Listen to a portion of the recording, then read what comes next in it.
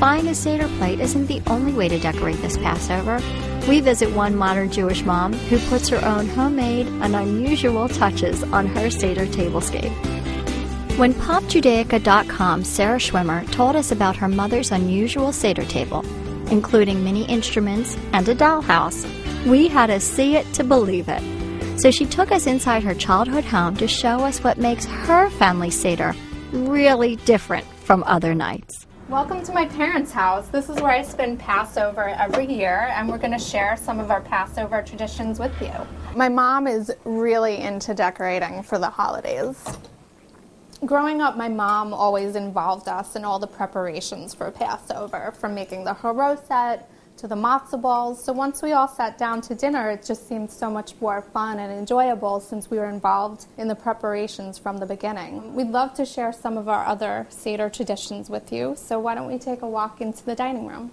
Now, every Seder, of course, has a Seder plate, but not every Seder has Barbie and Ken dolls at the table. Mom, why don't you tell us a little bit about how you came up with the idea for these centerpieces? How Barbie and Ken joined us? Well, Sarah had this wonderful collection of Barbie and Ken dolls, and when it came time for Passover, I thought we'd make the story really come to life if we brought them from the playroom and put them on the table. So we dressed Ken as Moses, and this is Barbie. She's Zipporah.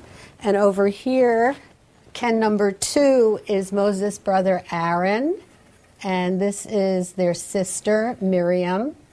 And we also have I just want to point out that that is Blossom. Oh, not that Barbie. is right. That was the Blossom doll that she had from a TV character. And the dolls don't stop there. Helen created a Passover diorama for all her kids to enjoy. There's a Kiddush cup and a wine bottle, and there's a Seder plate, and this is a box of matzahs, and this is a Jewish Yiddish newspaper. It's the Allgemeine Journal.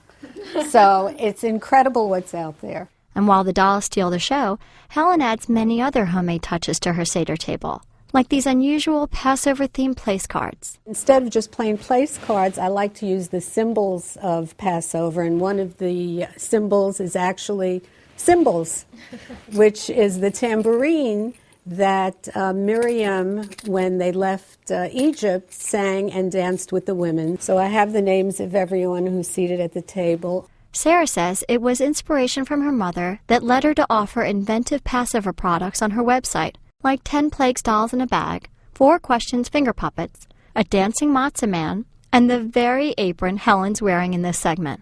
I mean, she always made the holidays such a fun and meaningful experience, and I know it's not what everybody out there grew up with, but it is the message that I try to spread with the unique product assortment on the website. To check out the whole assortment, visit www.popjudaica.com.